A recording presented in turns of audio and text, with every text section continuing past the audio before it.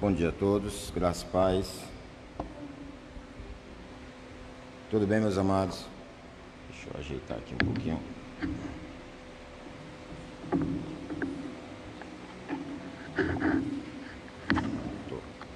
Tá dando para me ouvir bem? Tá dando?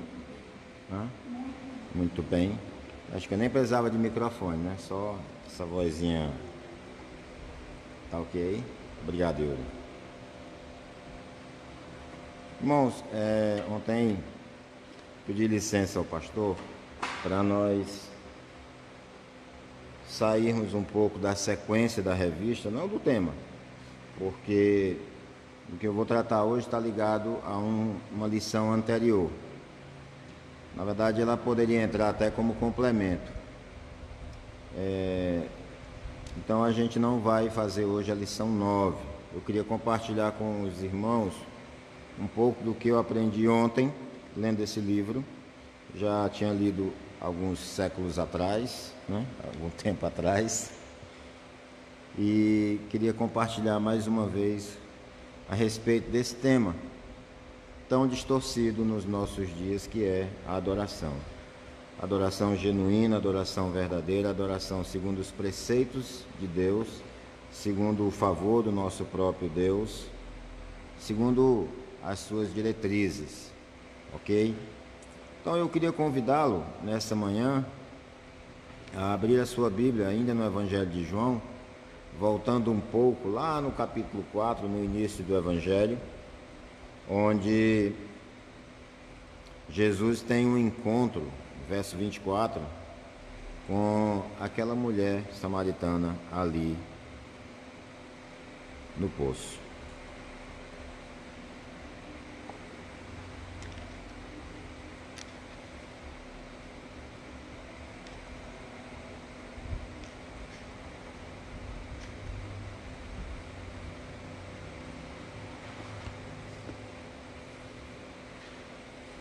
Os irmãos acharam? Você pode me acompanhar mesmo assentado. Diz assim a palavra do nosso Deus. Deus é Espírito, e importa que os seus adoradores o adorem em espírito e em verdade. Apenas esse verso por enquanto. Deus é Espírito. Curva a sua cabeça, meu amado irmão. Vamos orar mais uma vez. Senhor nosso Deus, nós louvamos, exaltamos e glorificamos o Teu santo nome. Te pedimos, ó Pai Santo, justo e maravilhoso, que o Senhor nos acompanhe durante essa lição. Estarei aqui apresentando um breve resumo para que tenhamos uma diretriz, talvez não tão completa quanto precisamos, mas que de alguma forma nos leve a uma reflexão de como apresentar-nos a Ti, Senhor, de maneira correta, e também como adorarmos de maneira que seja agradável ao Senhor. Tenha misericórdia de mim, ó Deus, que trago essa lição aos meus irmãos. Quero te pedir no nome de Jesus que seja o Senhor a falar no coração de cada um de nós e que, meu Deus, o Senhor nos auxilie em todos os aspectos. Obrigado por esta manhã de culto, obrigado pela tua doce presença em nossas vidas e na tua igreja. Abençoa-nos, ó Pai, alimentando-nos do Teu Espírito Santo, em nome de Jesus. Amém. Irmãos, a gente tem passado por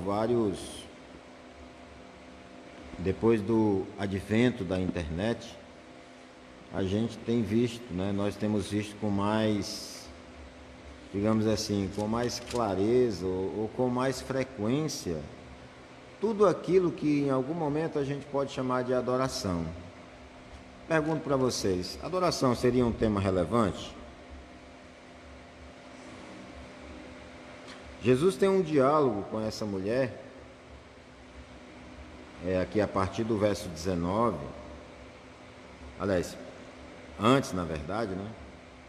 Ele já começa conversando com ela, pedindo água, contrariando todo aquele aparato, até chegar àquela coisa judaica de que você não poderia, né, um homem que fosse encontrado conversando com uma mulher, ele não era tido assim como uma pessoa muito inteligente, não. Ele era assim, Havia um preconceito de duvidar, inclusive, da inteligência daquela pessoa que estivesse ali dedicando uma parte do seu dia para dialogar com a mulher. E Jesus quebra mais uma vez esse paradigma com relação às mulheres, né? E lá no final, quando ele diz para ela chamar o seu marido, no verso 18, ela diz que não tem marido. Ele diz: agora você está falando a verdade, porque você já teve 5. E esse agora que tens, nem teu marido é. E como uma boa, aparentemente parece até que ela já era crente, rapidamente ela desvia o assunto. Ora, vejo que és profeta, né? Ou seja, esquece esse negócio de confrontar o meu pecado. Esquece esse negócio de falar de mim. Vamos falar de você. Eu vejo que você é profeta. Então me responde essa daí. Me diz essa daí, porque eu estou na dúvida há muitos anos. Nossos pais adoravam no deserto. Adoravam neste monte. Vós, entretanto, dizeis que é em Jerusalém o lugar onde se deve adorar. Vem a hora, mulher, que nem nesse monte e nem em Jerusalém adorareis ao Pai. Preste atenção. Vocês adoram o que não conhecem. Nós adoramos o que conhecemos, porque a salvação vem do judeu.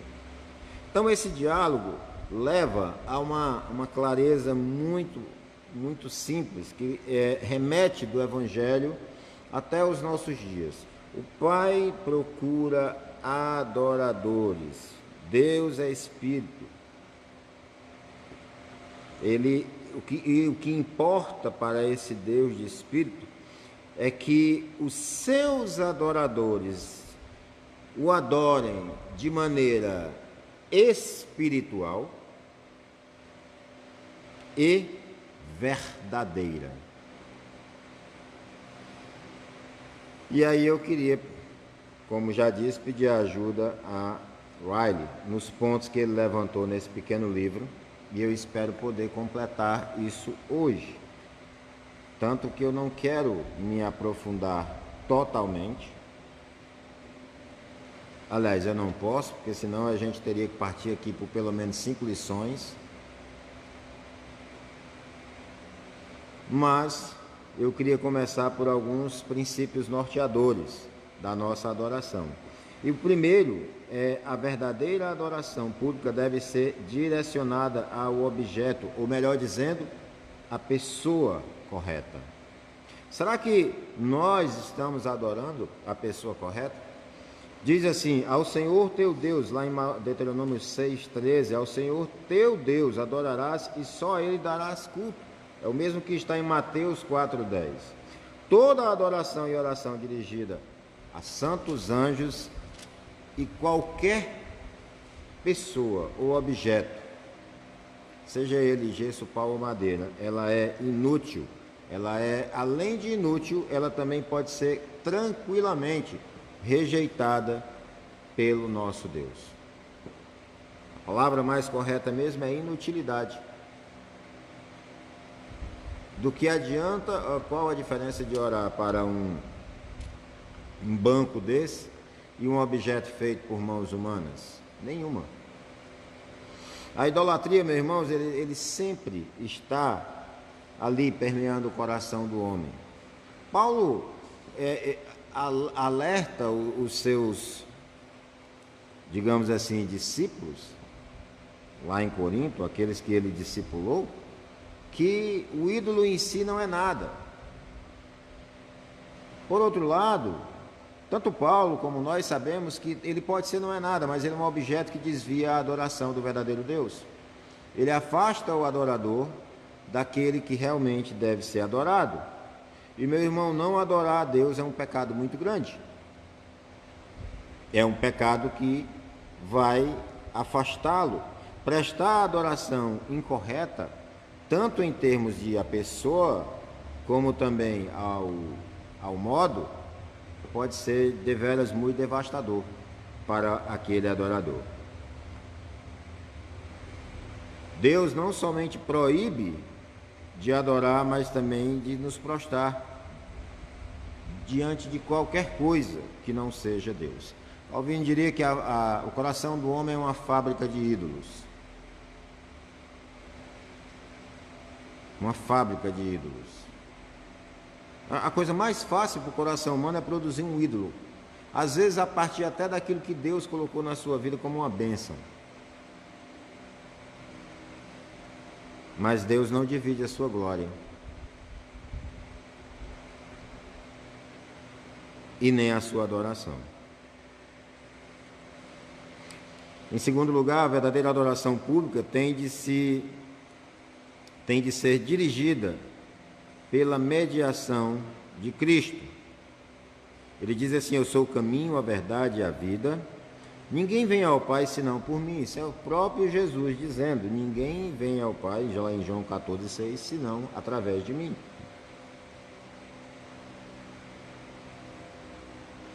E nós nos achegamos a Deus, segundo Hebreus 7,25, pela pessoa de Jesus Cristo. É em Jesus Cristo que nós adentramos a sala do trono, adoramos ao nosso Deus na beleza da sua santidade. Quem é esse Deus? Será que nós conhecemos verdadeiramente esse Deus a quem servimos, a quem amamos e a quem adoramos? Ora, é dito por aí com muita certeza que Deus é um Deus de amor, sim ou não? Deus é um Deus de misericórdia, sim ou não? Longanimidade, louvado seja Deus pela longanimidade dele. Mas Ele também é um Deus de verdade, de justiça, de santidade, de pureza infinita, que tem ódio infinito para com o pecado e não pode tolerar o mal. Ele é o mesmo Deus que expulsou anjos do céu, destruiu o mundo com um dilúvio e queimou totalmente Sodoma e Gomorra. Então essa tentativa de transformar Deus num bonequinho para atender às vontades, como é que eu posso colocar para você? Para atender aos caprichos daqueles que estão na igreja, essa tentativa ela é inútil, porque Deus ele é totalmente imutável. Ele é o mesmo ontem, hoje e quando mais? Eu não ouvi muito bem. Quando? Sempre, eternamente. É o mesmo Deus. Aquele que presume negligentemente que pode aproximar-se de Deus sem a expiação do mediador que ele designou, que é o Senhor Jesus, descobrirá que a sua adoração ela é inútil, ela é vã. E quero lembrar-vos, segundo Hebreus 12:29, que nosso Deus é fogo consumidor. Sem Jesus Cristo, é melhor não entrar na presença de Deus. Você não entra, mas é melhor nem tentar. Até aqui, vocês estão me entendendo? Nós estamos tratando de princípios que vão nortear a nossa adoração. Em terceiro, a verdadeira adoração pública tem de ser diretamente bíblica, ou inferida pelas Escrituras, ou está em harmonia com a mesma. Ou seja, não adianta as pessoas inventarem, criarem. Não adianta, se estiver fora dos padrões da palavra de Deus, não vai rolar.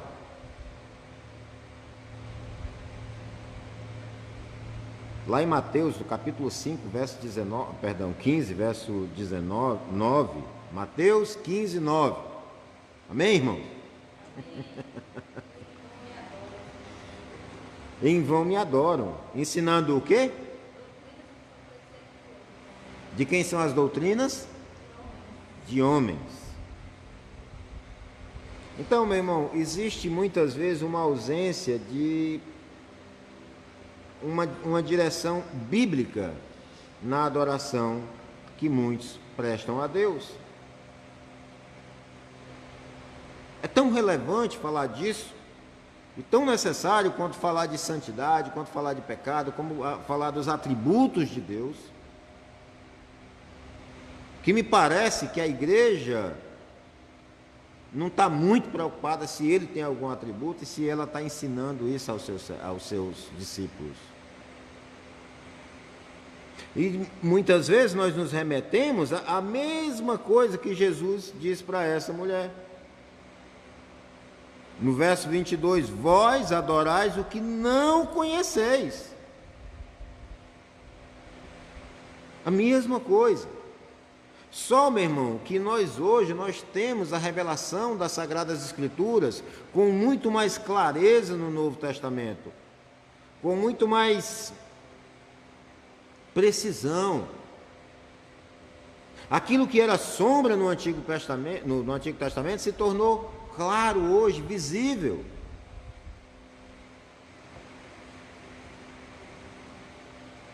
Agora, voltando um pouco ao nosso tema, claro que as igrejas, elas têm liberdade para fazer os seus cultos e talvez ornamentar a sua igreja. Eu queria um pouquinho d'água assim, por favor. Ornamentar a sua igreja de maneira que lhe agrade. Mas é preciso ponderar se isso está verdadeiramente de acordo com as Escrituras Sagradas.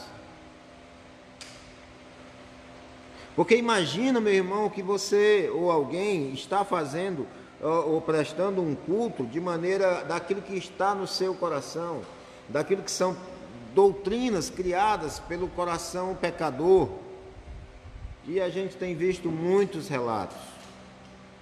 Ao longo da história da igreja, você já viu muita coisa ser chamada de adoração, como por exemplo a vestimenta.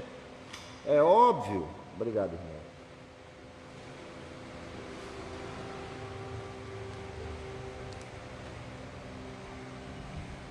É óbvio que há que ter uma decência, há que ter um pudor, em termos quando se fala em investimento. Eu não posso me apegar, né? Paulo diz assim, não usei da liberdade para a libertinagem. Então eu não posso me apegar, mas o que Deus vê é o coração. Sim, aí por causa disso você vai nu para a igreja agora, porque Deus só vê o coração. É óbvio que ele enxerga o coração. Não, Deus importa, o importante é adorar, porque você não sabe adorar direito, então você adora de qualquer jeito, mas Deus recebe aquela adoração. Meu irmão, nós precisamos adorar a Deus da maneira que Ele instituiu. Não é do seu jeito. Tá bom, Nadab? Tá bom, Abiú? Não é. John MacArthur arranjou inimigos nos Estados Unidos quando lançou o livro, já traduzido para o português, Fogo Estranho. Se alguém gosta de bater nesse pessoal, eu acho que é John MacArthur. Em 2 livros, acho que ele conseguiu mais inimigos do que fiéis na igreja. Fogo Estranho e Caos Carismático. Mas não há mentira ali. É uma tentativa de mostrar às pessoas de que uma adoração fora dos padrões estabelecidos pelo nosso próprio Deus, ela pode ser mais prejudicial do que benéfica. É óbvio que nós não estamos aqui, por exemplo, na nossa igreja, com alguns conceitos de adorações neopentecostais, mas a gente pode cair em armadilhas de outros conceitos que são mais, digamos assim, sutis, mas também desagradáveis ao nosso Deus. Os irmãos estão me entendendo, sim ou não? Pessoal, quando é 1h30 da tarde, vocês me avisam, tá? Até o mestre riu agora. Então, meus irmãos, e a gente parte por vários princípios. Por exemplo, a gente poderia citar aqui a questão dos sacramentos. Quantos sacramentos Jesus, nosso Senhor, instituiu? Quantos? Vocês estão tão tímidos. Quantos? 2. Quais são? Batismo e a ceia. Pronto. Mas há igrejas por aí que botou mais 5. Porque se tivesse dobrado, tudo bem. Acrescentou só mais 5. Meu irmão, isso, como a gente costuma brincar, dizer, não é de Deus. Não é de Deus. Não procede da sua palavra. Há 2 sacramentos instituídos. Ou para quem possa me ouvir e é batista, 2 ordenanças. Eu queria lembrar que na gramática eles são sinônimos. 2 sacramentos instituídos pelo nosso Deus. Então qualquer um que acrescente, nada mais estará fazendo do que como conforme Colossenses 2:23, fazendo culto de si mesmo, que tem o quê? Tem aparência de sabedoria, mas na realidade não possui valor algum, porque satisfaz apenas o quê? A carne. Em quarto lugar, meu irmão, a verdadeira adoração pública tem de ser inteligente. Livro muito famoso de John Stott, crer também é pensar.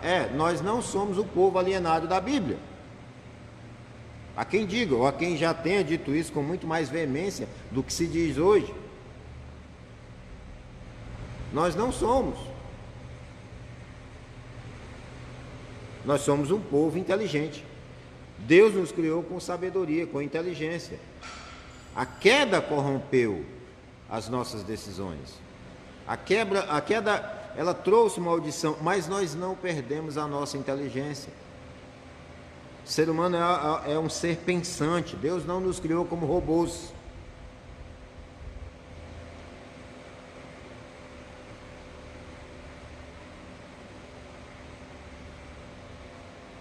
Nós não podemos, à semelhança desses que aqui citado no verso 22, adorar por ignorância, adorar sem conhecê-lo, adorar sem viver verdadeiramente esse amor e esse relacionamento que se estende e que traz benefícios para a nossa vida, porque uma adoração saudável, ela dia a dia, ela vai nos edificando, ela vai entrando nas nossas, ela vai ali nas entranhas. A palavra de Deus, ela é o que? Ela é como uma espada, que ela faz o que? Ela entra, ela alcança juntas e medula, ela vai transformando. Nós precisamos conhecer ao Deus que afirmamos adorar. E há um ditado que diz assim, a ignorância é a mãe da devoção. Isso não é verdade, meu irmão. Nós precisamos adorar a quem conhecemos, nós precisamos conhecer a esse Deus que adoramos. Porque na medida que nos relacionamos, que conhecemos, nós nos aperfeiçoamos nessa adoração que é agradável a Deus. Irmão,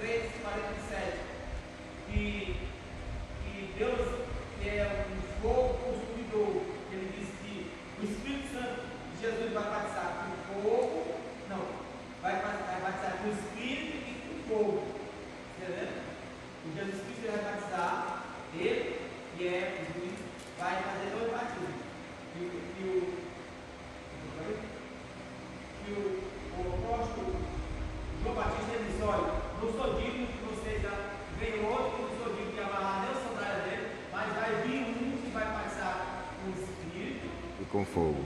E o fogo que eles botaram lá no Congresso, eles botaram o fogo de encher, de receber, de adorar. E não é, esse fogo é o fogo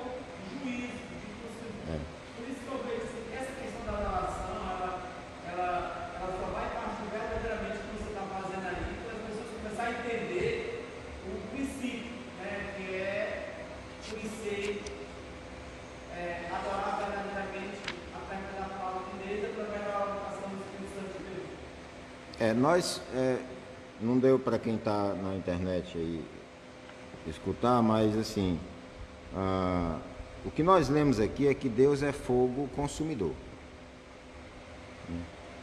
E remetendo ao que você está falando, e usando até aqui o exemplo de Nadab e Abiú, o fogo estranho, ele é desagradável a Deus. Mas, irmão, você imagina uma coisa, Deus prescruta, ele conhece o que está no nosso coração, não é isso, mestre? Qual é o salmo? Irmão Tarcísio, qual é o salmo que Deus sonda os corações? Olha aí. Eu gosto do irmão Tarcísio. Gente, então assim, o que que a gente está falando aqui agora? Que a falta de conhecimento de Deus e da sua palavra pode nos levar ao erro. Entenda, eu não estou falando aqui de salvação. Mas não tem nada pior. Ou melhor, tem. Mas imagina alguém que adorou errado a vida toda, adorou a um Deus que não conheceu. Do que difere isso de uma idolatria? Uma adoração em que a mente não desempenha qualquer papel é inútil e não traz nenhum proveito. Então, nós estávamos falando na adoração com ser inteligente. Para ela ser inteligente, ela precisa estar em conformidade com a palavra de Deus. Porque talvez algum pastor diga, olha, Deus me revelou que nós vamos fazer desse jeito. Então, se ele vai dizer que Deus revelou, a última coisa que ele pode fazer é esse gesto aqui, dizer que veio da palavra. O que está revelado está na palavra de Deus. E os preceitos de culto, tão negligenciados, têm levado muitos crentes a uma vida sem proveito. Remetendo à Idade Média, onde você tinha ali uma liturgia em latim, em orações que ninguém entendia nada, e praticamente 95% da população analfabeta, que além de não saber ler, também não tinha acesso à palavra. E de repente, pela reforma, essa palavra chega às nossas mãos. E aí nós começamos a pautar a nossa vida, porque a palavra de Deus, ela é para o crente a única regra de fé e prática. Nós começamos a pautar a nossa vida pela palavra de Deus. E a nossa adoração não pode fugir disso. Os irmãos estão me entendendo, sim ou não? Eu não entendi, vocês estão me entendendo, sim ou não? Sim, né? Ótimo. Então você precisa pensar alinhado com a palavra de Deus e com as sagradas escrituras. Em quinto lugar, a verdadeira adoração pública tem de ser a adoração proveniente do coração. Como foi que o texto que nós lemos aqui em João 15:9, não é isso?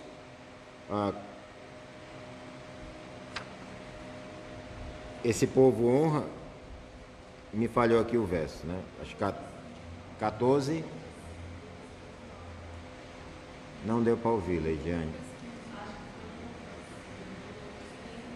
Eu sou melhor lendo o texto. Esse povo honra-me com os seus lábios, mas seu coração está totalmente distante de mim. É a mesma coisa que nós encontramos, Mateus 15:8-9, né? E também Isaías 29:13. Ele diz assim em Ezequiel também: eles vêm a ti como o povo que costuma vir, e se assentam diante de ti como o meu povo, e ouvem as tuas palavras, mas não as põem por obra, pois com a boca professam muito amor, mas o coração só ambiciona o lucro. Isso aqui é Ezequiel 33:31. Ou seja, o que é aqui nós teríamos uma grande congregação daquilo que Tiago chama de ouvintes negligentes, que eles não são operosos e não praticantes. Eles escutam a palavra, porque não tem jeito, eles estão no ambiente. Eles escutam, mas eles não põem em prática, eles não colocam isso na sua vida cotidiana. Entenda uma coisa, meu irmão. O coração é a principal coisa que Deus pede que o homem traga ao se aproximar dele. Tanto faz ser em público como em particular. E nós, como igreja, ela pode estar repleta de adoradores que oferecem a Deus grande quantidade de celebrações corporais. Pode haver abundância de gestos, postura, mover-se em direção ao leste, à esquerda, à direita, curvar-se, prostrar-se, intercessões, semblantes sérios, olhares erguidos ao alto, mas apesar disso, o coração dos adoradores pode estar nos confins do mundo. As expressões podem ser as maiores que podem existir, mas o coração está distante. Talvez no momento em que você esteja aqui tentando ouvir uma mensagem, tentando aprender, tentando participar do louvor, você esteja sendo atacado por Satanás, para que você lembre dos seus compromissos de amanhã, das suas contas, do seu isso, do seu aquilo, daquilo que você tem que fazer. Isso é uma batalha, meu irmão. Ele quer tirar a tua atenção para que você perca um verso da palavra de Deus. Não se iluda. Me falhou aqui o nome, mas um puritano, acho que Jonathan Edwards, no livro Caridade e Piedade, né? Aliás, o amor bíblico e seus frutos. Ele diz que se nós pudéssemos ver a quantidade de hostes demoníacas que estão presentes enquanto estamos aqui louvando e adorando, tentando desviar a sua atenção, trabalhando incansavelmente. Se ele faz isso na igreja, agora imagina na sua vida cotidiana, lá fora. Nós não tardaríamos a correr em direção aos pés do nosso Redentor, do nosso Salvador. Porque esse povo aí trabalha.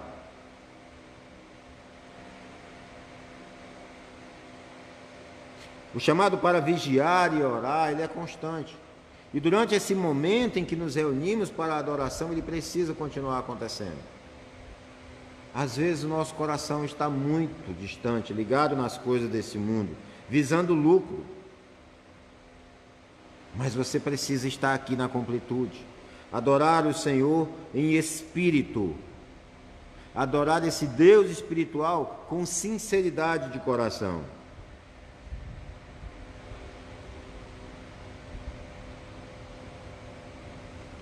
Essa adoração distante de Deus, com o coração centrado em outras coisas, ela é completamente indigna aos olhos de Deus. E pior, também além disso, é uma hipocrisia, é uma tentativa de parecer bem, de parecer piedoso, de dar uma satisfação, a quem está do seu lado. Meu irmão, deixa eu dizer uma coisa para você. Nós nos reportamos na leitura do Senhor em ficar de pé, em reverência à palavra de Deus. Mas se seu coração não estiver em pé, meu irmão, você está fantasiando. É melhor ler sentado. Contanto que seja aquele momento que é você realmente a palavra de Deus, concentrado na palavra. A mesma coisa na hora do louvor. Há quem diga que tem que levantar. Eu estava fazendo uma aula essa semana, aí veio a questão das palmas, né? Palma cabe no culto ou não cabe? Não vamos descer por aqui, tá? Vamos voltar um pouco para o que nós estamos falando. Há muitas controvérsias, mas todas bem trabalhadas dentro da palavra de Deus, elas podem seguir um culto simples, mas verdadeiro, que agrade a esse Deus. Deus que é espírito e não tem o menor interesse na adoração que procede do corpo sem o coração. Não adianta nada você estar pulando, louvando, gritando, se o seu coração está frio, gélido, afastado do Senhor, distante de Deus. Qual é o coração que o Senhor se agrada? Nós vimos isso quando expomos aqui o Salmo 51. Um coração compungido e contrito, esse coração o Senhor não desprezará. Lá em 1 Samuel, no capítulo 16, verso 7, o Senhor não vê como o homem. O homem vê o quê? Vê o exterior. Porém, o Senhor vê o coração. E às vezes, a gente tende a olhar para alguém que está, às vezes, no momento de louvor, está ali sentado, está ali de cabeça baixa, chorando, louvando. Mas você vai olhar, você que não, espero que não seja você, vai olhar, ele não está adorando. Porque adorar é levantar os braços, é franzir a testa.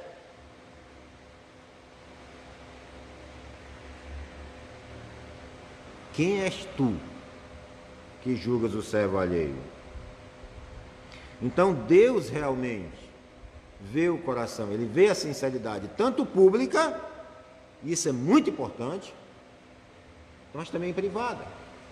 E eu quero dizer para você que a sua adoração pública, ela é reflexo da sua adoração privada. Os irmãos estão me entendendo, sim ou não? Ok. E por último, a verdadeira adoração pública tem de ser uma adoração reverente. E aqui, meu irmão, aprendi. Diz assim: guarda, a palavra diz assim: guarda o pé quando entrares na casa de Deus. Chegar-se-á para ouvir é melhor do que oferecer sacrifício de tolos, pois não sabem que fazem mal. Eclesiastes 5, capítulo 1. Guarda o teu pé quando entrares na casa do Senhor. Eu tenho alguns exemplos até interessantes sobre essa questão da reverência, da decência e da ordem. Por exemplo, nós temos igrejas que eu conheço que na sua liturgia, em respeito aos atrasados, ela define alguns pontos na sua liturgia, dos quais, se um desses pontos estiverem naquele momento, o atrasado, que não está nem aí para Deus, porque os compromissos dele são muito mais importantes do que o Senhor que governa toda essa terra e o tempo, ele vai chegar, e em um determinado momento, eu poderia citar aqui como a oração, ele não vai poder entrar no templo, ele vai ter que esperar, ou a leitura da palavra, ele vai ter que esperar um determinado momento da liturgia para que ele possa adentrar o templo.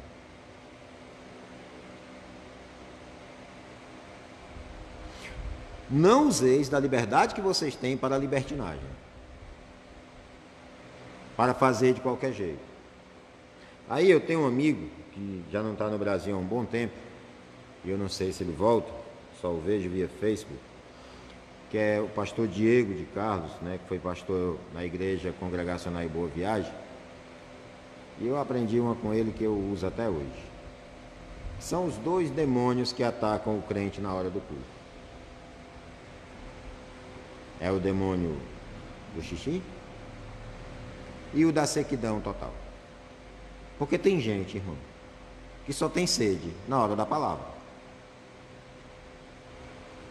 E é impressionante, porque em 50 minutos de palavra, quando é outra pessoa pregando, que foi o da 60, ela vai beber água pelo menos 3 vezes, a cada 20 minutos. Na verdade, ela não está com sede. Ela só está dizendo para o Deus Criador de todas as coisas que eu não estou nem aí para você. O que está sendo dito aqui, que diz em relação à tua palavra, eu não estou nem aí. Isso não é importante para mim, para a minha vida, porque eu vou fazer. O importante é que agora eu preciso atender uma necessidade da minha carne. No culto ela faz isso em relação à água, mas lá fora ela faz isso em relação a outras coisas. E talvez a água não faça mais sentido. Talvez a água não seja mais o suficiente para atender os prazeres e os desejos da sua carne. Talvez tenha que apelar para outras coisas. Mas o fato é que quando você se levanta e sai do templo e vai ali e despreza aquilo que o Senhor está falando, você está zombando daquele que Abacuque diz: o Senhor está no seu santo templo. cale-se diante dele toda a terra. Nós não podemos mais ser assim, meus irmãos. Nós não podemos mais ser assim. A igreja do Senhor não pode continuar zombando do Deus Criador de todas as coisas. A igreja do Senhor não pode brincar de ser igreja. A igreja do Senhor não pode zombar de Deus e passar impune por isso, ainda que seja a noiva dele. Porque de Deus não se zomba, de maneira nenhuma. E eu não estou falando apenas do momento em que você está no templo, e você não consegue sentar, e você não consegue lutar contra Satanás, que está lutando ali para que você desvie a sua atenção, para que você olhe para todas as outras coisas, menos para a pessoa de Jesus, que segundo a sua palavra está aqui, com a sua igreja. Reflita, pense, pare. Se você continuar, ou qualquer outro que esteja adorando de maneira errada, você vai ser um crente raquítico, miserável, talvez se apegando na promessa de que aqueles que são do Senhor, de modo nenhum, ninguém arrancará das mãos de Cristo. Mas aqueles que são do Senhor, meu irmão, conhecem o Senhor, adoram de maneira genuína, verdadeira, de maneira alegre e sincera, não estão por religião. Eles não vão continuar porque estão acostumados. Meu irmão, igreja de Jesus Cristo, que não é a dos santos dos últimos dias, tá? Não tem nada a ver, nem a igreja é. Mas a igreja, noiva do Senhor, ela deve amar o seu Senhor, conhecê-lo.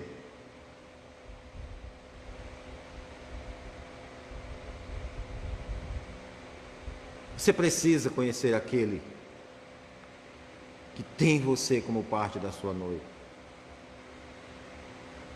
Na história do Brasil, fizeram um casamento por carta, mandaram uma foto do imperador Dom Pedro II, mandaram uma foto, irmão, de Instagram, bem produzida, com make, com tudo. Quando entregaram a mercadoria, não era completamente diferente do retrato de Dona Leopoldina. Fizeram a gente chamou de treta, né? Com o imperador. Aprontaram uma com o pobre do imperador, mas ele era um homem de palavra, casou-se. Não tinha jeito, né? As ideias da monarquia. Imagina você casando com alguém que você não conhece. Nós somos a noiva de Cristo. Precisamos conhecê-lo, adorar do jeito que ele nos pede.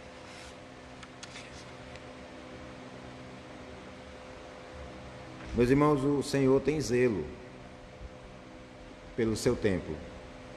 Lá em Mateus, no capítulo 21, verso 13, ele diz: a minha casa será chamada casa de oração, vós, porém, as transformai em covil de salteadores.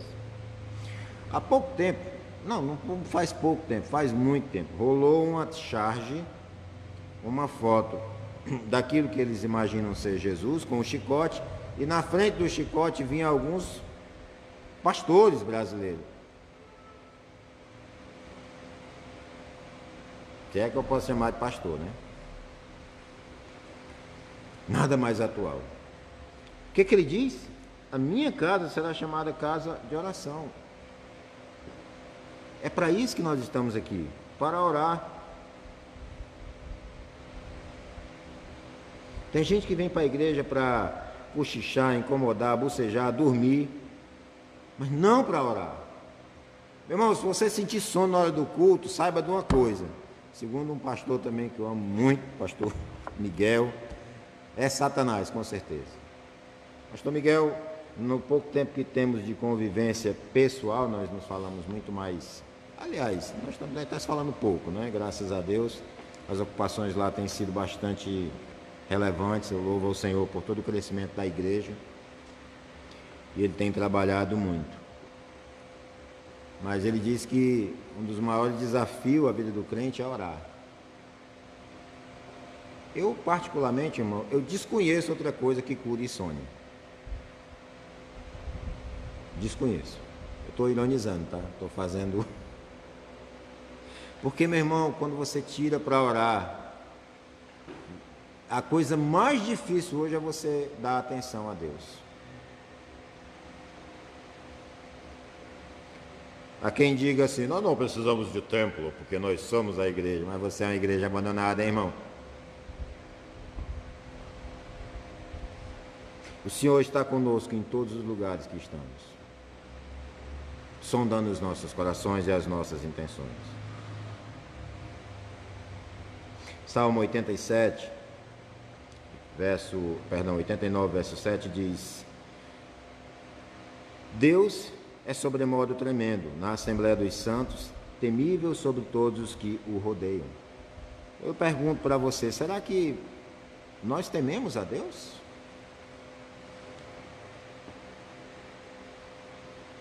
Será mesmo?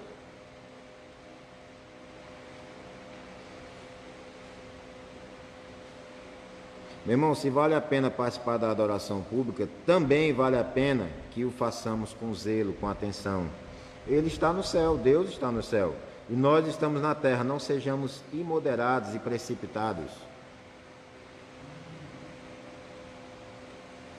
Preste atenção o que diz Hebreus no capítulo 12, verso 28 e 29. Retenhamos a graça pela qual sirvamos ao Deus de modo agradável. Com que? Com reverência. E o que mais? Santo temor. E aí diz aquele verso que eu citei há pouco, porque o nosso Deus é fogo consumidor. Poderia abrir aqui uma continuidade e dizer, lembra que ele fez com Nadab e Abiú? Que se apresentou diante de Deus de qualquer maneira? Sem um pingo de reverência? É o que até hoje nós chamamos de fogo estranho. É um culto inaceitável pelo nosso Deus. Meu irmão, eu quero lhe dizer aqui, eu não sou Deus para sondar corações de ninguém, mas pelo que nós temos visto, tem gente fazendo hoje o que envergonharia até mesmo Nadab e Abiú. E olhe se não envergonhasse os dois filhos do sacerdote ali. Marinho, isso é uma acusação séria. Pois é, mas dá uma passeada pelo YouTube. Não vai não. Você vai se decepcionar. É uma realidade.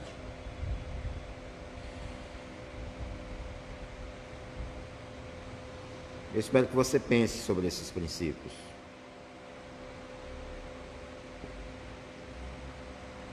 E imagine que tem muita gente que está prestando adoração, gastando tempo apresentando-se ao Senhor de maneira totalmente inútil.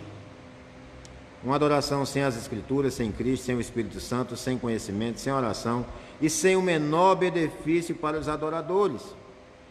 Porque não obtém qualquer benefício a adoração deles, eles podem muito bem ficar em casa e adorar e não adorar de maneira alguma. Eu quero lhe dizer, meu irmão, com muito temor que eu vou falar agora, e eu não estou aqui defendendo os desigrejados. Para mim, crente é quem congrega. Eu vou dizer de novo, para mim, segundo as Escrituras, crente é quem é parte do corpo de Cristo. Aqueles que foram resgatados pelo poder do sangue do Cordeiro, eles não podem e não conseguirão ser crentes, afastados da noiva de Cristo. Então, você que me ouve e acha que, por alguma razão, está em casa nesse tempo de pandemia adorando, achando que realmente está agradando a Deus, não participando do corpo de Cristo, eu quero lhe dizer claramente para você que você está em pecado, se você for crente. Porque crente é ovelha, e ovelha faz parte do rebanho. Enquanto vivemos, enquanto eu e você estivermos vivendo, precisamos nos lembrar que não é a quantidade de adoração, e sim a qualidade, que Deus leva em conta. Aos nossos olhos, o caráter íntimo e espiritual da congregação é mais importante do que o número de adoradores e os sinais visíveis e exteriores que elas exibem. Se a gente não tiver cuidado, meu irmão, a gente até se entristece quando você olha as igrejas aí pela internet e vê elas lotadas. Eu não vou dizer aqui que não são crentes, eu não poderia jamais dizer isso. E o que eu não estou me contradizendo com o que disse agora há pouco. A Escritura não dá base nenhuma para aqueles que se dizem crentes, lavados e remidos no sangue do Cordeiro, andarem à parte da congregação, andarem à parte da igreja. Ah, mas tem os países perseguidos, Marinho. Tem a janela 1034, tem. Se duvidar, eles congregam melhor do que nós.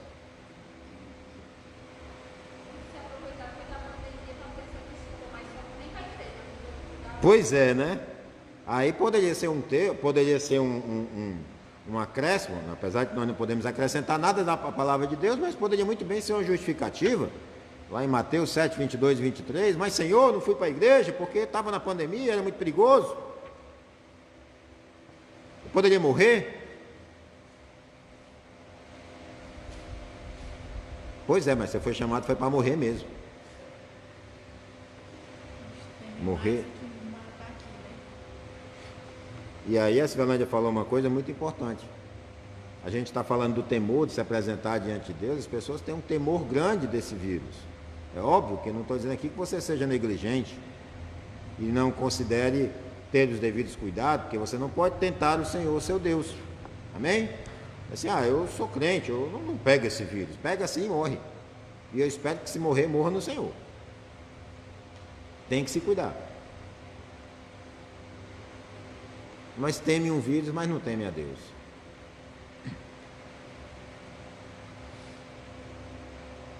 Eu tenho ainda 40 minutos. É isso? Quanto é que está de tempo aí? Então eu queria tratar aqui das partes essenciais na adoração cristã pública, tá?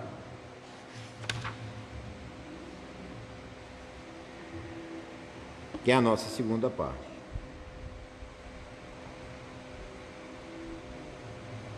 E essas partes aqui que a gente vai usar, né, também descrita pelo autor,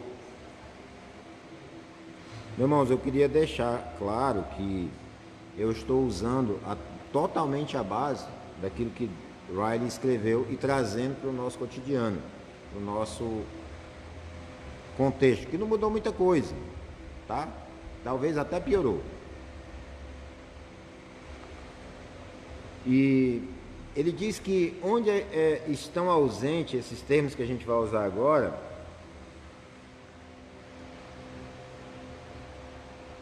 a adoração ela é, no mínimo, deficiente, imperfeita ou incompleta. Então, o primeiro ponto é a adoração pública completa. O domingo deve ser honrado. É o domingo. Quando foi o dia que Jesus ressuscitou? Domingo. Eu não vou aqui descer, que eu digo assim, não vou aqui aprofundar nesse tema. Para nós está muito claro, domingo é o dia do Senhor. E não adianta também apelidá-lo de o dia do descanso. Uma adoração completa, pública, tem que ter o domingo. O dia do descanso, meu irmão, ele foi dado antes mesmo do paraíso. aliás, até mesmo no paraíso. E foi inclusa nos 10 mandamentos. A adoração a Deus nesse dia foi cumprida pelo próprio Senhor Jesus Cristo. Atos, no capítulo 27, no capítulo também de 1 Coríntios 16, 2, né? Relata que os cristãos congregavam pelo menos um dia, né? E ele se reunia sempre no primeiro dia da semana. Aliás, que é o domingo. Para nós, aqui ocidentais, a gente tem a impressão que o primeiro dia é a segunda, né? O pessoal até criou, não, o primeiro dia da semana é o domingo. E o 7º dia é o sábado, é só olhar para o relato de Gênesis. Mas nós entendemos que o primeiro dia é a segunda. E aí quem é o último? O domingo. Mas os cristãos se reuniam. Por que dessa reunião?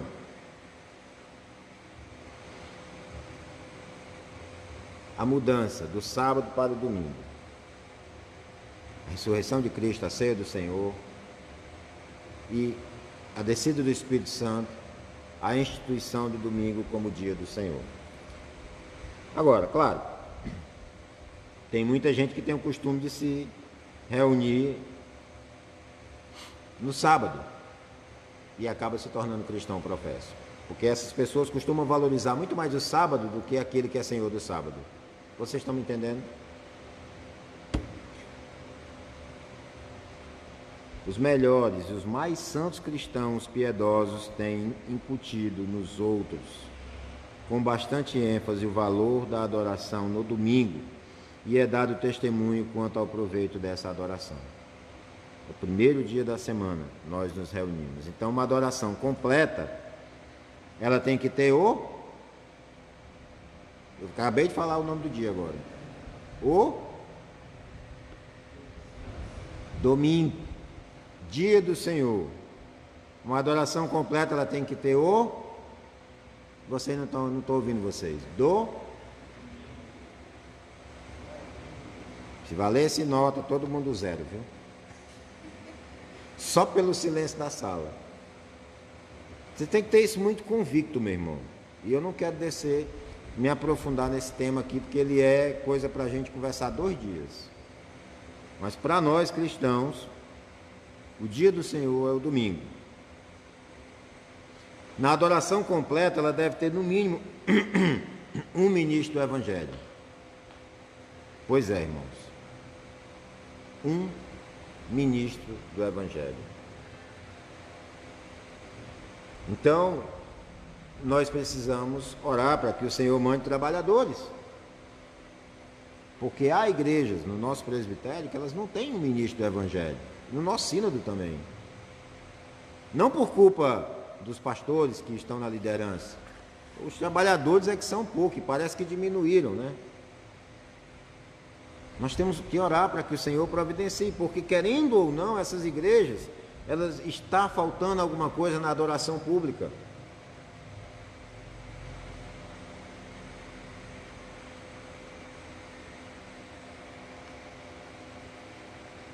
Elas estão em pecado? Não. Mas precisa melhorar. Oi? Pastor, ou um presbítero, alguém que esteja completamente dedicado ao ensino da palavra. O ministro é aquele que ensina, mas ele não ministra ceia. Ele pode pregar, mas não ministra ceia. Para nós ficou para ministrar coisas mais, digamos assim, tipo disciplina, né? Mexe. A ceia e o batismo ficou o pastor, mas para os presbíteros ficou a disciplina, a visitação. Digamos assim, o abacaxi para nós é maior, né? Mas graças a Deus por isso, né? Então, mas esse papel do pastor, ele é muito importante. Ele é o pastor das ovelhas. Então, ela vai ficar melhor, mais completa, quando tiver mais esse item, que é o ministro da palavra.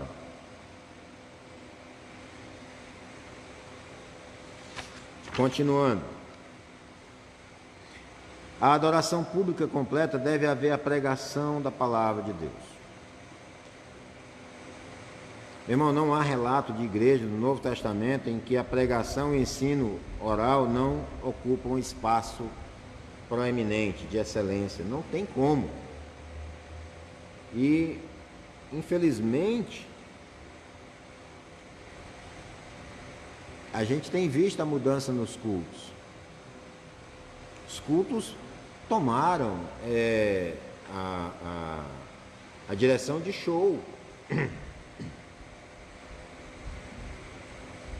A palavra já não é mais tão importante. A palavra é o menor tempo.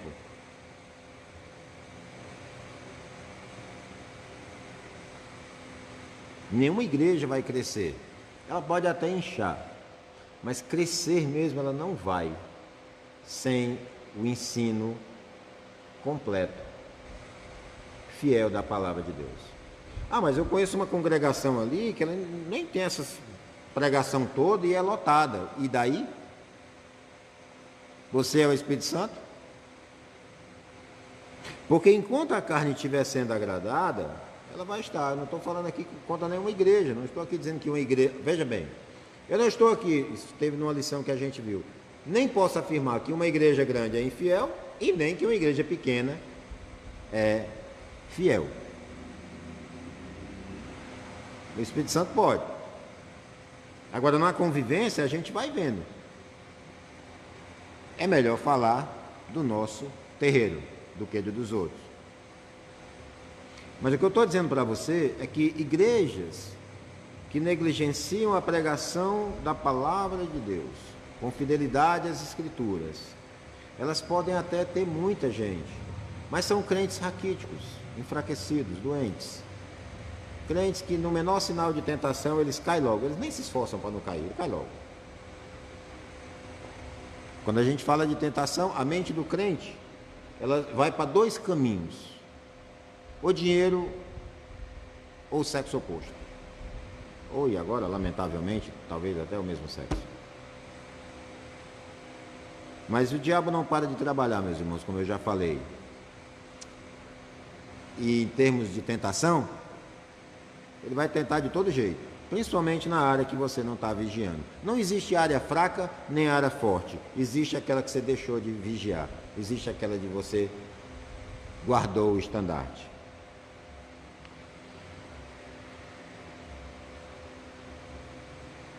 Wiley não crê na utilidade de cultos constituídos totalmente de ler orações, cantar hinos, receber sacramentos e andar em procissão.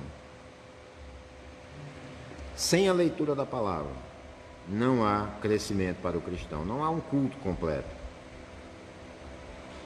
Lamentavelmente, muitos têm desprezado os sermões e isso tem causado um declínio espiritual muito grande. Isso já era realidade no século XVI, no século XVIII, XIX. Hoje, então, nem se fala. Na adoração pública, deve haver oração pública. Sim, deve haver. Nós precisamos orar publicamente. Seja uma oração planejada antecipadamente, ou seja uma oração espontânea. Quinta-feira passada eu fui orar pelo irmão, pelo filho do meu irmão, o pastor Laeste. Eu esqueci o nome do rapaz. O Espírito Santo não me lembrou. São dois irmãos com o mesmo nome. Só muda uma vogal, né? Joás e Joabe, né? E eu digo, Senhor, pega o outro lado, esse aqui que está aqui com a gente, né? Fortalece, mas o outro lá atrás para nós, né? Deu um blackout no sistema. Então, o importante é que você ore com sinceridade e reverência. Se você achar por bem, por exemplo, na direção de um culto, planejar essa oração antes, não tem nada de errado. Se você estiver espiritualmente pronto para fazê-la espontaneamente, também não tem nada de errado. O que teria de errado seria fazer algo para impressionar quem está no culto e não agradar a Deus. Os irmãos estão tranquilos? Deu para entender-me? Sim. Lembrando que, quando Paulo diz a Timóteo, exorto que use a prática de súplicas, orações, intercessões, ações de graça em favor de todos os homens. Essas orações elas precisam ser inteligentes, claras, para que todos os adoradores saibam o que está sendo dito e possam acompanhar aquele que ora. Ou seja, no nosso caso, em português. Não tem língua melhor para nós entender do que o português. Qualquer coisa que diz passar, no nosso caso. Em outros casos vão ser outros idiomas. Então quem está orando, quem está suplicando e quem está ouvindo precisa entender, para que junto com esse que traz a oração, ele possa também interceder junto. Com ousadia, com fervor, né, com graça, dando sempre graças, porque orações, por mais que a gente esteja orando por uma causa, suponhamos que você esteja orando por alguém que está gravemente enfermo, o mais lógico, talvez, Senhor, graças a Ti, pela Tua infinita bondade, amor e misericórdia, que ainda estamos orando por esse irmão. Por esse irmão. Porque depois de morto, aí já não adianta, segundo o vocalista do Rebanhão, a banda, não é, vela é só para gastar dinheiro. Vela é só para gastar dinheiro. Então, e as orações se tornam inúteis. Agora, meus amados irmãos, uma congregação de cristãos professa que se reúne apenas para ouvir um grande sermão e não pratica, não participa, nem se interessa pelas orações, parece estar muito distante do padrão do Novo Testamento. A adoração pública não é apenas para ouvir. Eu costumava dizer, e isso não caiu no meu desuso, que quanto mais você ouve, isso que eu estou falando, Tiago escreveu, tá? Só estou parafraseando. Quanto mais você ouve e menos pratica, pior fica. Nós não podemos ser ouvintes negligentes. Vem, escuta o sermão, se preocupou com o coração, estava longe, estava naquela pizza, né, com Coca-Cola, daqui a pouco com os irmãos. Ixi, ali tu é doido, viaja queijo e tal. E vamos lá, né, pessoal que toma Coca-Cola, que toma refrigerante, né, ou sei lá o que. Tava longe. A boca estava lá, louvando, aleluia, mas o coração, Deus sabe lá onde estava. Meus irmãos, eu quero deixar uma dica para vocês. Há momentos na palavra de Deus em que você tem que estar ali com a Bíblia aberta, no texto, acompanhando, porque senão, se você não estiver fazendo, ocupando a sua mente com aquilo que está sendo dito e aquilo que você está lendo, e ao mesmo tempo que você faz isso, você está orando, Senhor, me dá concentração para que eu entenda a Tua palavra, para que eu não saia daqui pior do que como eu entrei. Porque tem gente que parece que quanto mais escuta, pior fica. Porque se você não trabalhar a sua mente, você vai se afastar do culto. Não seja um ouvinte negligente. Também na adoração pública completa deve haver leitura da palavra, das escrituras, da palavra bíblica, das escrituras sagradas. É assim que as coisas são feitas.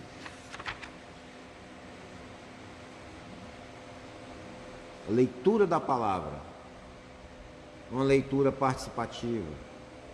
Talvez uma leitura, falando de liturgia, uma leitura para que uns escutem. Uma leitura para que haja participação. A palavra ela é proeminente, meus irmãos. É a palavra que transforma.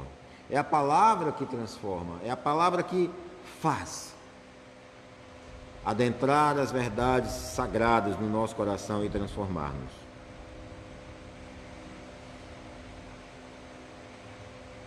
Não é apenas estudar o texto, mas também ler essa palavra em congregação.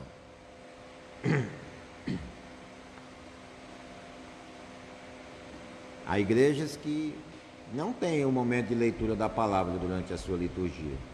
Até pregam, mas a liturgia é totalmente voltada para louvores, avisos,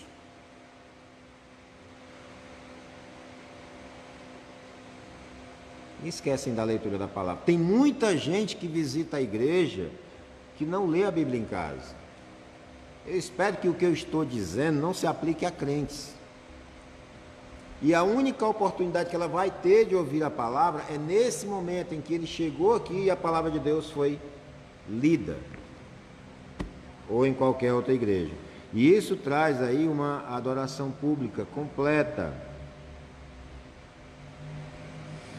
Uma igreja visível sempre contém vários membros professos que não sabem ler, não têm disposição, às vezes até tempo, e às vezes até não querem. Mas quando você lê a palavra, nós nos apegamos a uma promessa do próprio Deus, que a palavra dele não voltará para ele vazia, ela vai cumprir o seu propósito. Também na adoração pública a adoração pública completa, deve haver o louvor público. Louvor, sim. Salmos, cânticos, né? Devemos cantar. Na igreja presbiteriana há eu não queria chamar de divisão, mas há uma turma que quer cantar só salmos, outros já não querem cantar os salmos. Meus amados irmãos, de nada adianta cantar só salmos se você não estiver sendo fiel no coração. Também nós temos que nos apegar a um conceito muito interessante. Nós não podemos ser Maria vai com as outras. Quem conhece o termo? Eu gosto de citar o que eu li no livro Adoração no Lar, de Joel Bick. Já indiquei esse livro aqui para os irmãos. E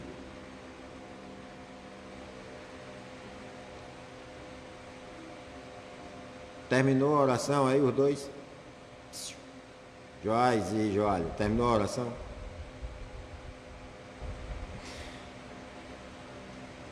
Não importa se a melodia é boa. Se o louvor não é bíblico, é melhor que não cante. Isso vale no culto em casa, mas também vale na igreja, principalmente. Meu amigo pastor Zico, ele disse que tem música que a gente escuta no carro, tem outro, mas não dá para levar para o culto. Eu ainda prefiro escutar aquelas que estão de acordo com a palavra de Deus, porque a música ela entra no nosso coração e fica. Então deve ter louvores, salmos, hinos, cânticos espirituais, conforme Efésios 5,19, Colossenses 3,16. Louvar ao Senhor. O louvor tem sido chamado sempre a flor da devoção. É uma parte da nossa adoração que nunca vai se acabar. Chegará o dia, meu irmão, em que a pregação, a oração, a leitura da palavra serão desnecessárias, mas o louvor vai permanecer para sempre. Não podemos imaginar que esteja em condição satisfatória uma congregação que não tem parte no louvor ou deixa que ele seja realizado representativamente por um grupo, um coral ou um irmão ou uma irmã, né? Não estamos aqui para admirar quem está cantando. Não estamos no The Voice para ouvir e dar nota, de escolher. Estamos aqui para louvar junto com quem está cantando. Abrir a nossa boca, louvar ao Senhor. Estamos aqui para isso. Por exemplo, a minha esposa que canta, toca, Louvado seja Deus por essa pandemia que deu tempo a Silvelândia de aprender teclado. Nem tudo é o fim do mundo, né? Tem sido maravilhoso. Ela não está ali para cantar só, mas para conduzi-los em ritmo, através de cânticos, a cantarem junto com elas, porque nós estamos cantando para Deus. Os irmãos estão me entendendo, sim ou não? Então nós não podemos transferir a responsabilidade do louvor só para quem está ali. Temos que abrir a nossa boca, cantar junto. Eu sei, irmão. Eu sei. Tem irmãos que não têm o dom da música, mas tenta. Abre a tua boca, eu a encherei. Essa promessa não está relacionada ao louvor, mas tenta. Tem uns que não sabem nem bater palma, né? Porque se estiver perto e estiver batendo palma, ele se atrapalha, mas está tudo certo. Canta. Canta. Cante ao Senhor. E por último, na adoração pública completa deve haver o uso regular dos sacramentos que Cristo designou: batismo, ceia do Senhor. Seja quinzenal, mensal, semanal, não importa. Calvino, ele queria uma ceia do Senhor por semana. O Conselho da Igreja de Genebra rejeitou a proposta e ele se submeteu. Mas ele não via problema em toda semana se realizar a ceia do Senhor. Nós, como igreja presbiteriana, nós temos o hábito de realizar uma vez por mês, normalmente no primeiro dia do mês, que no caso seria hoje, né? Mas hoje não será possível, né? Devido ao nosso pastor não estar bem. Mas nós temos esse hábito. O certo é que esse momento de ceia é um momento também de adoração. É um momento de contrição, é um momento de se render, é um momento de pedir ao Espírito Santo para que sonde os seus pecados e leve você ao arrependimento para que você possa louvar, né, ceiar, não para a morte, mas sim para a vida.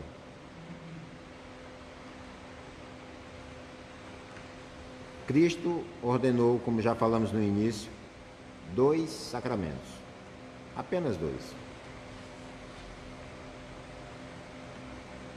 E muita gente tem negligenciado a ceia do Senhor. Uma das coisas que fez falta nesse tempo de pandemia foi justamente a ausência da ceia. Eu tenho relatos, até via internet, né, de igrejas que celebram a ceia. A igreja celebrando a ceia, o irmão ceiando em casa. Eu não acho base bíblica para isso. Talvez alguém possa dizer, não, mas é porque na época não tinha internet e nem tinha essa pandemia, mas eu não acho base bíblica para isso.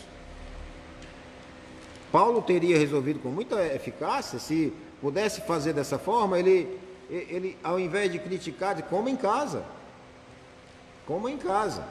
mas não vem para cá fazer feio. A ceia do Senhor é em congregação, em memória dele. É a mesma coisa de eu disser assim, ligar para minha mãe, que está a 200 e tantos quilômetros, e dizer assim, mãe, eu queria almoçar com a senhora amanhã, mas são 240 quilômetros, e que tal a senhora faz o seu almoço aí, e eu faço o meu almoço aqui, e a senhora liga a câmera do seu celular numa videoconferência e nós almoçamos juntos. Meu amado irmão, eu não sei se a minha mãe ia almoçar comigo. Não faz o menor sentido. Os irmãos estão me entendendo?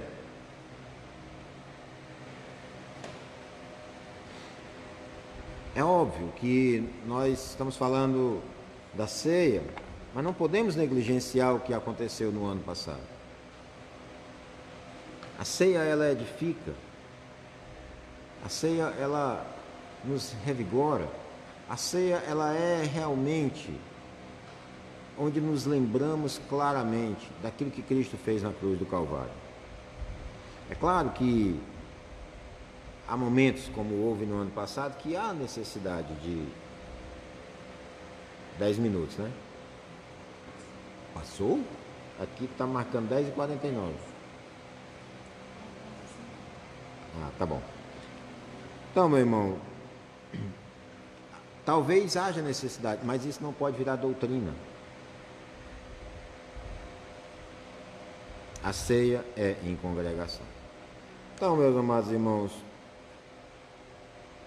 esse sistema regular de adoração pública, que tem lugar para o domingo, o ministro do evangelho, a pregação, as orações, a leitura da palavra, o louvor e as duas ordenanças, parece-me deficiente quando está incompleto. É isso que ele diz no livro, e eu concordo com ele. Embora, voltando aqui à questão tanto do ministro, e também do batismo, o bom seria que a gente pudesse batizar irmãos todos os domingos, mas não é isso que tem acontecido,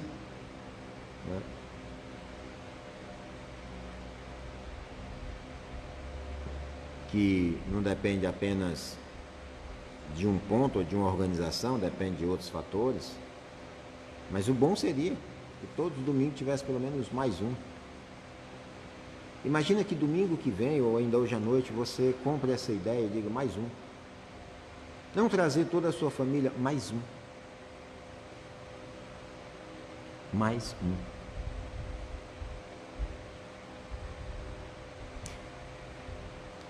Para acrescentar, para que em algum domingo no futuro